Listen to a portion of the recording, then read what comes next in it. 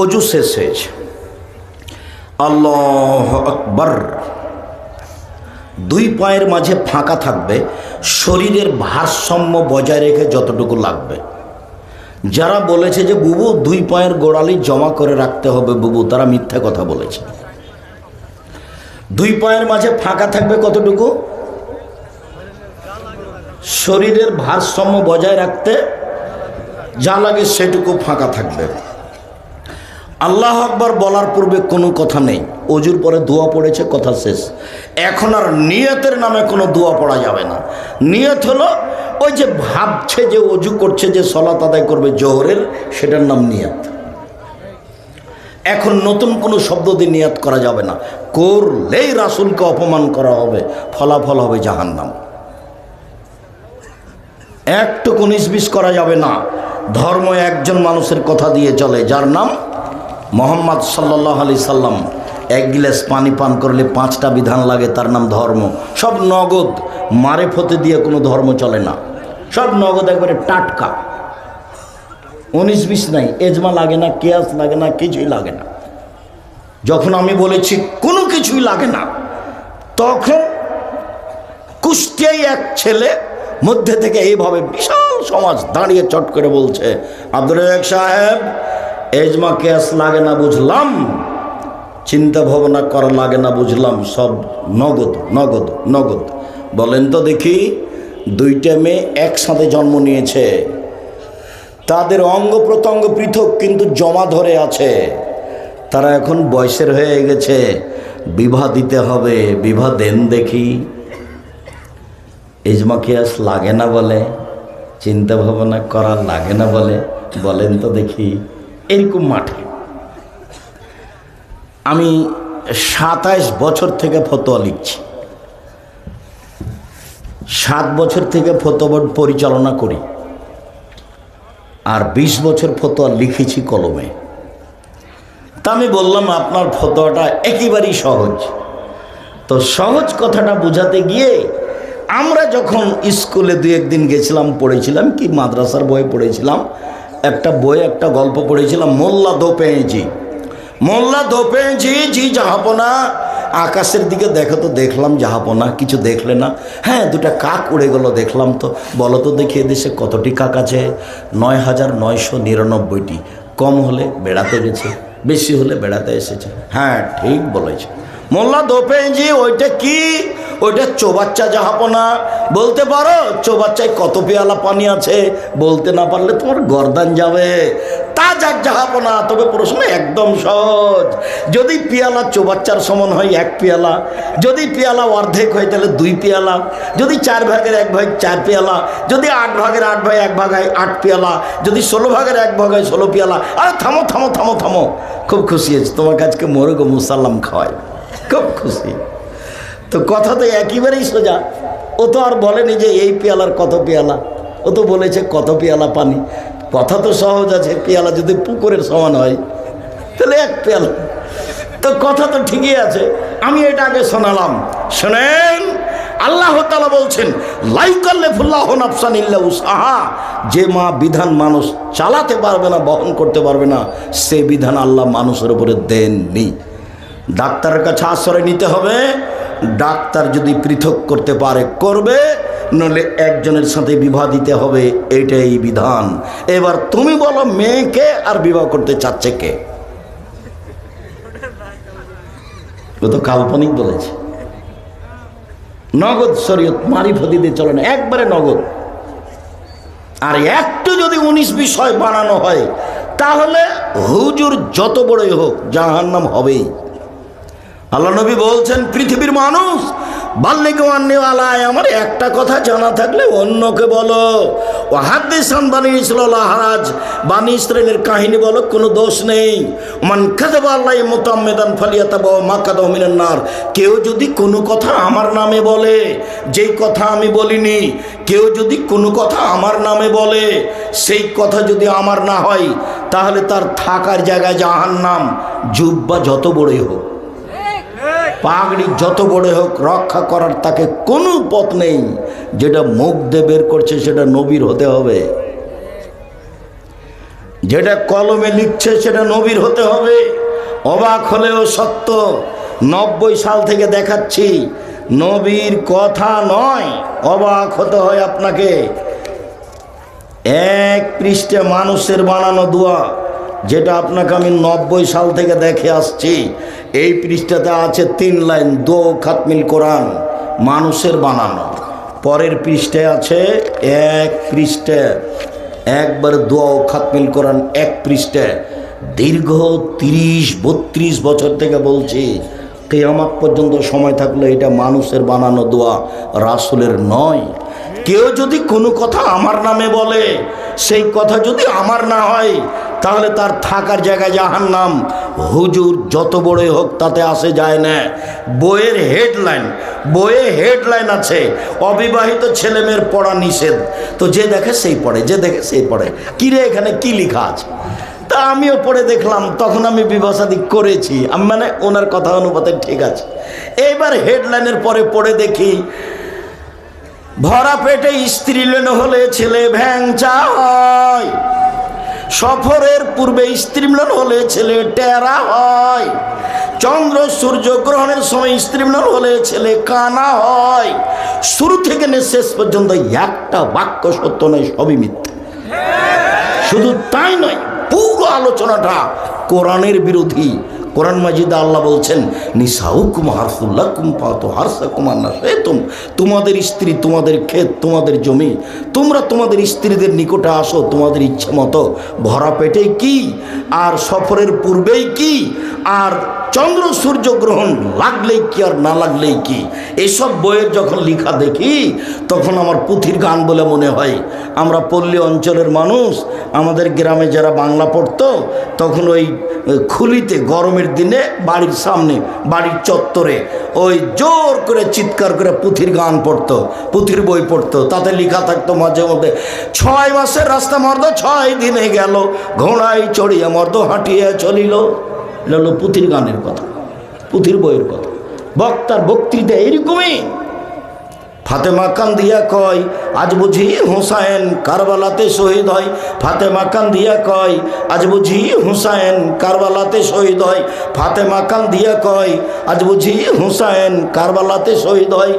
যেদিন হুসাইন ইরাকের মাটিতে কারবালার মাঠে শহীদ হন, তার 49 বছর আগে ফাতেমা রাদিয়াল্লাহু তাআলা মারা গেছেন। তিনি কি করে কাঁদবেন? এটা হয় কি করে? ওইটা যেমন এই হুজুরের বক্তব্য, তেমন কোরআন মাজিদের গায়ে মিথ্যা কথা লিখে দেওয়া আছে দোয়াতেও। কত সাহস! কোরআন মাজিদের গায়ে লিখা দেওয়া আছে, আল্লাহু আকবার বলার পূর্বে কোনো কথা চলবে না, বিসমিল্লাহ নেই এখানে, আল্লাহু আকবার। আব্দুর রহিম যখন বক্তব্য দিচ্ছিল, আমি অবাক হয়ে শুনছিলাম ব্যতিক্রম আলোচনা। তখন কি আপনি একটা কথা বুঝতে পেরেছিলেন যে কোরআন মাজিদে যে বিসমিল্লাহ লেখা আছে, এটা কোরআন মাজিদ পড়ার জন্য নয়।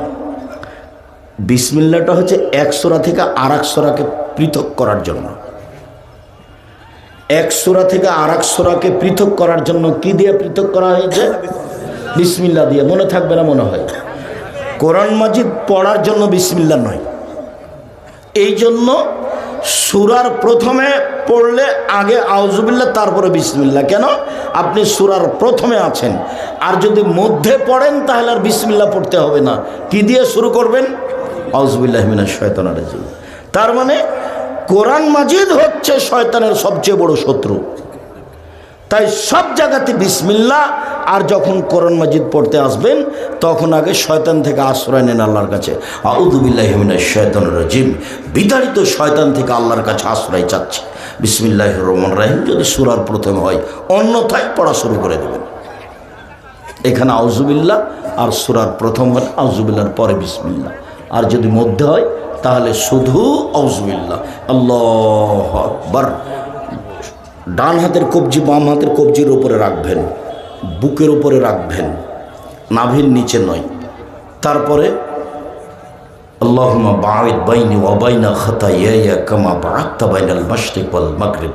আল্লাহ, তুমি আমাকে আর আমার পাপকে অত দূরত্বে রাখো, পূর্ব পশ্চিমকে তুমি যত দূরত্বে রেখেছ, আমি আর আমার পাপ যেন এত দূরাদূরি হয়। আল্লাহ নাক্কিনি মিনাল খাতায়া কামা নাক্কা সাবুল আবিজু মিনাদ দানাস। হে আল্লাহ, তুমি আমার পাপকে ধুয়ে দাও যেমনভাবে সাদা কাপড়কে ময়লা থেকে ধুয়ে পরিষ্কার করা হয়। আল্লাহ মাগসিল খাতায়া বিল মাই ওয়াস সালজাল বারাদ। আল্লাহ, তুমি আমার পাপকে ঠান্ডা পানি দিয়ে, বরফ দিয়ে, তুষার দিয়ে ধুয়ে পরিষ্কার করে দাও। আউযু বিল্লাহি মিনাশ শাইতানির রাজিম। এই যে সূরা হলো আউযু বিল্লাহি মিনাশ শাইতানির রাজিম। আমি আল্লাহর কাছে আশ্রয় চাচ্ছি বিতাড়িত শয়তান হতে। এখন সূরা ফাতিহার পূর্বে আছে, এই জন্য বিসমিল্লাহির রহমানির রহিম পরমদাতা দয়ালুর নামে আরম্ভ করছি। আলহামদুলিল্লাহি রাব্বিল আলামিন। বিশ্বজগতের প্রতিপালকের প্রশংসা। আর রহমানির রহিম, তিনি হচ্ছেন পরম দাতা দয়ালু। মালিক ইয়াউমিদ্দিন, তিনি হচ্ছেন বিচার দিনের মালিক। ইয়াকা না'বুদু, একমাত্র তোমার ইবাদত করি। ওয়া ইয়াকা নাস্তাঈন, একমাত্র তোমার নিকটে সাহায্য চাই। ইহদিনাস সিরাতাল মুস্তাকিম, তুমি আমাকে সোজা পথ দেখাও। সিরাতাল্লাযীনা আন'আমতা আলাইহিম, ওই পথ দেখাবে যেই পথে তুমি ভালো মানুষকে দেখিয়েছো, ভালো মানুষদেরকে যে পথ দেখিয়েছো সেই পথ তুমি আমাকে দেখাও। গায়রিল মাগযুবি আলাইহিম ওয়ালাদ-দাল্লিন, ওদের পথ দেখায়ও না যারা ভ্রান্ত, যারা অভিশপ্ত, ওদের পথ দেখায়ও না। আমিন। দীর্ঘ সময় ধরে তোমার কাছে যে প্রার্থনা করলাম এটা তুমি কবুল করো। পৃথিবীতে ব্যতিক্রম দোয়া হলো সূরা ফাতিহা, এই জন্য শেষে আমিন বলতে হয়। এত বড় ভিন্ন ধরনের দোয়া পৃথিবীতে নেই। বিসমিল্লাহির রহমানির রহিম পরম দাতা দয়ালুর নামে আরম্ভ করছি। কুল হুয়াল্লাহু আহাদ, হে নবী আপনি বলুন আল্লাহ একক, আল্লাহুর সমদ, তিনি নিরপেক্ষ মুখাপেক্ষিহীন। লাম ইয়ালিদ, তিনি কাউকে জন্ম দেননি। ওয়ালাম ইউলাদ, তিনি কারো থেকে জন্ম নেননি। ওয়ালাম ইয়াকুল্লাহু কুফুয়ান আহাদ, তার সমকক্ষ কেউ নেই। এই কথা বলে আল্লাহু আকবার। প্রথমে যতটুকু হাত উঠিয়েছিলেন যেভাবে, কাঁধ সামনাসামনি, কানের লতি সামনাসামনি, এটা কানের লতি, দুটাই সহিহ হাদিস। কাঁধ সামনাসামনি, আল্লাহ আল্লাহু আকবার। এবার রুকুতে চলেন। রুকুতে যাওয়ার পূর্বে আপনার সাথে জরুরি কয়েকটা কথা। মাথা উঁচুও থাকবে না, মাথা নিচুও থাকবে না।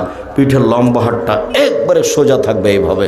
আর কোমর থেকে সামনের ওজন হাতের উপরে থাকবে। হাতের আঙ্গুলগুলি ফাঁকা ফাঁকা রাখবেন। হাঁটুটা চেপে ধরে থাকবেন। পিঠটা একবারে সোজা হয়ে থাকবে। মাথা উঁচুও হবে না, মাথা নিচুও হবে না। একাধিক সহিহ হাদিস। আপনি বলছেন সুবহান রাব্বিয়াল আযীম। উঁচু আল্লাহর পবিত্রতা বর্ণনা করছি যতবার ইচ্ছে। নইলে আপনি বললেন সুবহানাকা আল্লাহুম্মা রাব্বানা ওয়া বিহামদিকা আল্লাহুম্মা ইগফিরলি। হে আল্লাহ, তোমার প্রশংসা সহকারে তোমার পবিত্রতা বর্ণনা করছি, তুমি আমাকে ক্ষমা করো, যতবার ইচ্ছে। নইলে আপনি বলবেন সুবহুন কুদ্দুসুন রব্বুল মালাইকাতুর রূহ, তিনি হচ্ছেন পাক, তিনি হচ্ছেন পবিত্র, তিনি ফেরেশতার প্রতিপালক, তিনি জিবরাইলের প্রতিপালক। যতবার ইচ্ছা বললেন।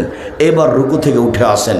সামিআল্লাহু লিমান হামিদা, হাত ওই পর্যন্ত উঠাবেন যে পর্যন্ত প্রথমবার উঠিয়েছেন। আঙ্গুলগুলো এরকম ফাঁকা ফাঁকা থাকবে না, সোজা সোজা থাকবে। এবার উঠে এভাবে ছেড়ে দেন। ছেড়ে একবারে সোজা হয়ে দাঁড়িয়ে থাকেন। আপনি বলেন সামিআল্লাহু লিমান হামিদা। আল্লাহ ওই লোকের প্রশংসা শুনল যে তার প্রশংসা করলো। মিলা সমাত মিলা লার্জ, আকাশ পরিমাণ প্রশংসা, জমিন পরিমাণ প্রশংসা। মিলামা বাইনাহুমা, এর মধ্যে যা ফাঁকা আছে সেই পরিমাণ প্রশংসা। মিলামা শেতামিন শাইন বাদো, এরপরে যত প্রশংসা তুমি চাও তত তোমার প্রশংসা।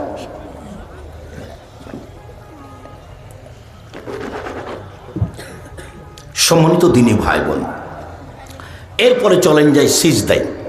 সিজদায় যাওয়ার পূর্বে আপনার সাথে কয়েকটি কথা। আল্লাহ রসুল বলছেন অমিরত নাজদুল্লাহ সাবাতে আজম, আমাকে 7 হাড়ের উপরে সিজদা করতে বলা হয়েছে। নাক কপাল এক, কোনটা আগে যাবে কোনটা পরে যাবে এ বিবেচনা নেই। বাস দুটাই মাটিতে লেগে থাকবে। 1, 2 হাত এ হলো 3, 2 হাঁটু এ হলো 5, 2 পায়ের বৃদ্ধাঙ্গুল এ হলো 7, আর 2 পা তখন এইভাবে জমা থাকবে। যারা বলেছে সলাতের সময় বৃদ্ধাঙ্গুল নড়ানো যাবে না, অন্যায় করেছে। এইভাবে 2 পা মিলে থাকবে, আপনি সিজদা থাকবেন। এই সময় হাত উঠে আপনি শরীর চুলকাতে পাবেন না, পা উঠে আপনি পা চুলকাতে পাবেন না। এই ছেলে, কয়েক মিনিট থামো, তুমি বিরক্ত হচ্ছ কেন? আমি তো শেষে চলে এসেছি। কয়েক মিনিট তুমি পরিবেশ নষ্ট করো না। এরপরে আপনি বললেন এখানে আর একটা কথা, হাত জড়িয়ে নিতে আমাকে নিষেধ করা হয়েছে। কোনো সময়তেই পায়জামা যদি জড়াতে হয় কোমরে, নিচে নয়। হাত কোনো সময় জড়িয়ে রাখবেন না, খুলে দিবেন। আর মাথার চুল মহিলাদেরকে খুলে দিতে হবে, হয় বেনি গাঁথা থাকবে, না এমনি খুলে দেওয়া হবে, ওই ঝুঁটি বাঁধা থাকবে না, বেনি গাঁথা থাকতে পারে।